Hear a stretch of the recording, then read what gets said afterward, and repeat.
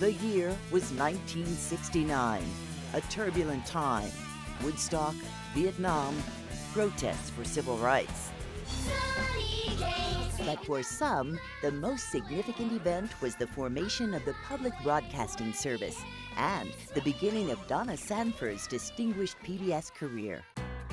When I first started in television in 1969, women in Richmond, Virginia were either hippies or they were still of the era that wore white gloves. And very often they would come in and say to me, you know, if you run out of production work, you can come right on down here into the office and help us.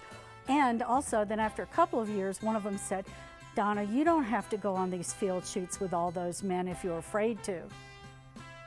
I was out on a field shoot and somebody walked over to the camera and hit the side of it and said, work, bitch. And I thought they were talking to me. The big thing that was so different about working with men was the F word, because it was an F in this and an F in that.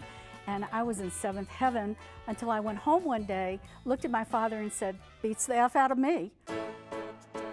As the Director of Programming and Production for the 5-station network of Rocky Mountain PBS, Sanford is a nationally recognized programmer, a respected leader, a dedicated mentor, and a tireless advocate for public broadcasting. PBS from the very beginning has been a laboratory for the broadcast industry. Content is still king with us.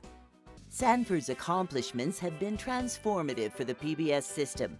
As the past president of the Public Television Programmers Association, she served key advisory roles on dozens of committees and guided to success children's programming and national independent productions.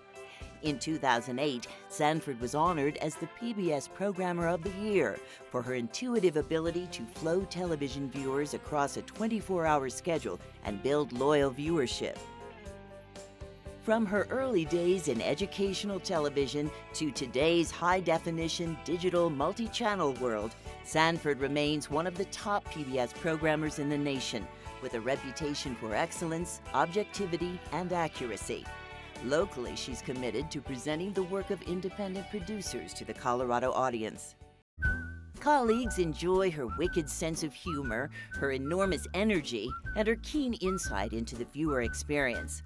When Donna Sanford is not leading, mentoring, or planning to win the lottery, she kicks up her heels with the Rocky Mountain Square Dancing Club and crochets for the Denver Health Baby Blanket Initiative.